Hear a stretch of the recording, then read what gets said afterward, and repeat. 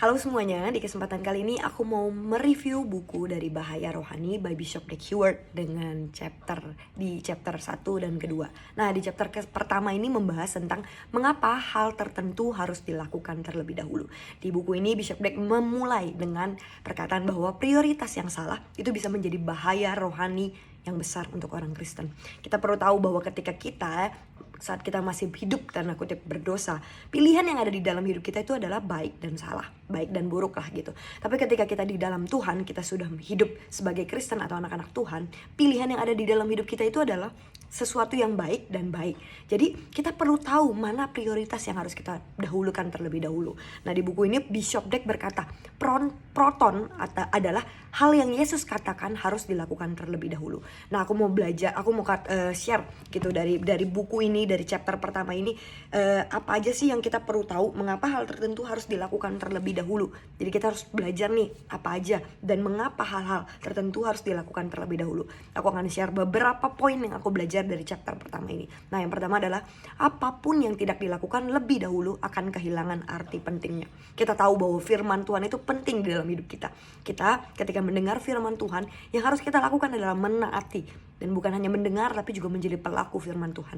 Tapi kalau kita nggak pernah yang namanya menganggap firman Tuhan itu penting, dan akhirnya kita nggak pernah mau taat di dalam firman Tuhan itu, akhirnya sesuatu yang penting, sesuatu yang ada di dalam firman Tuhan itu akan mulai kehilangan kepentingan ya, tanda kutip, esensinya. Kita akan menjadi orang yang menganggap itu adalah sesuatu hal yang ya udahlah, tinggal lewat aja. Sesuatu yang kita mulai jadi orang yang meremehkan firman Tuhan, kita jadi orang yang meremehkan perintah Tuhan, dan kita menjadi seseorang yang tidak, pada akhirnya hanya mendengar, hanya tahu, tapi tidak pernah menjadi orang yang taat dan menjadi pelaku. Dan itu adalah sesuatu bahaya rohani yang kita perlu tahu gitu. Jadi dan di sini Bishop Dag berkata, proton, sesuatu yang Yesus katakan dan harus dilakukan terlebih dahulu, ternyata itu bukan sekedar Tuhan tuh mau kita tuh taat ke Tuhan. Bukan sekedar Tuhan tuh cuman mau, oh kamu orang Kristen, kamu harus taat. No, tapi ada something bigger than that, yaitu adalah pada ujungnya Tuhan itu mau menyelamatkan kita.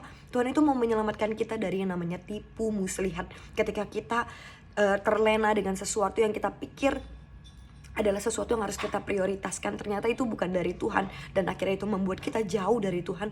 Itulah tipu muslihat. Tapi ketika kita memiliki ketaatan untuk yang namanya mau put God first above anything else, akhirnya kita diselamatkan dari yang namanya tipu muslihat akan dari si jahat atau iblis gitu. Jadi kita harus tahu mana prioritas yang harus kita taruh di dalam hidup setiap kita.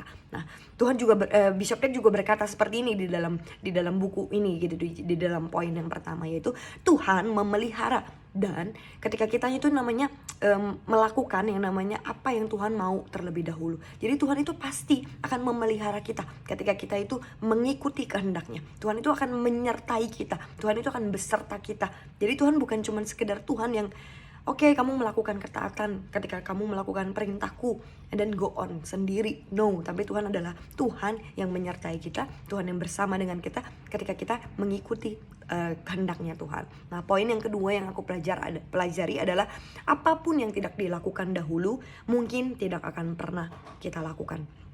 Aku tulis di sini bahwa yang namanya penundaan bisa jadi adalah pembatalan. Jadi ketika kita menunda sesuatu, bisa jadi sampai akhir kita tidak menjadi orang yang melakukan itu. Kita bisa jadi orang yang pada akhirnya nggak pernah melakukannya. Itu adalah efek dari penundaan. Menunda untuk taat akan membuat kita tidak melakukan ketaatan sama sekali atau kehendaknya sama sekali. Seperti aku gitu, hidupku sendiri. Aku pernah yang namanya dapat yang namanya panggilan dari Tuhan untuk melayani, panggilan dari Tuhan untuk yang namanya deep in dalam pelayanan.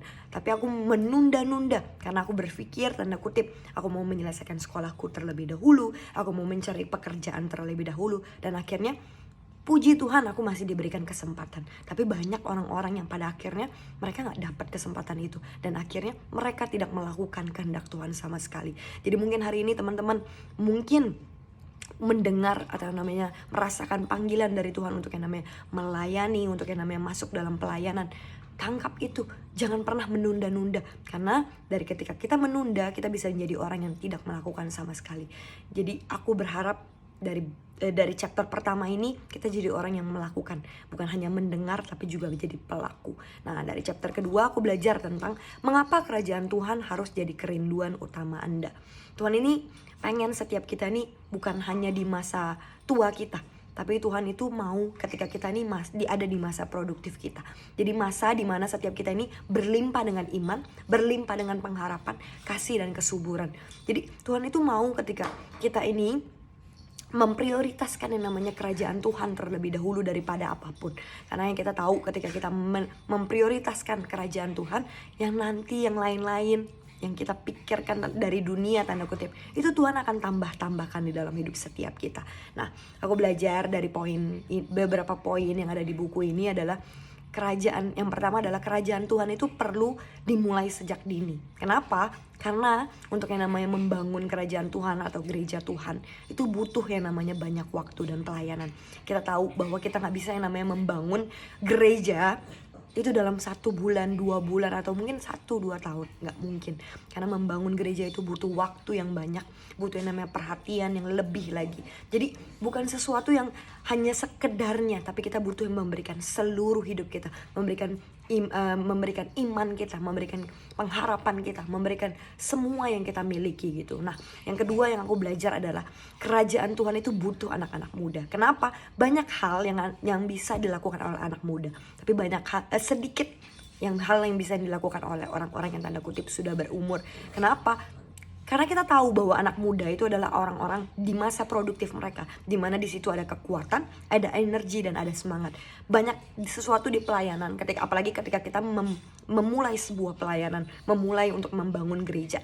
Banyak hal yang butuh namanya kekuatan, butuh yang namanya energi, butuh yang namanya semangat. Dan kita gak bisa memberikan waktu kita ketika kita tanda kutip nanti deh sudah berumur, nanti deh di umur 40, di umur 50. No, we can't give God sisa, tapi kita harus memberikan apa yang terbaik dari hidup kita, yaitu adalah masa muda kita, yaitu adalah hidup kita. Dan aku percaya ketika kita memberikan hidup kita seperti di poin yang pertama, Tuhan itu gak akan tinggal diam. Tapi ketika kita memberikan hidup kita dari masa muda kita, Tuhan itu berjanji untuk yang namanya menjamin hidup kita. Tuhan itu akan yang namanya menyertai kita. Tuhan itu akan menjadi Tuhan yang beserta dengan kita gitu. Jadi I hope poin dari chapter pertama dan kedua ini kita tahu mana sih prioritas pertama kita. Itu adalah dahulukan kerajaan surga terlebih dahulu, melayani Tuhan dari sejak masa muda.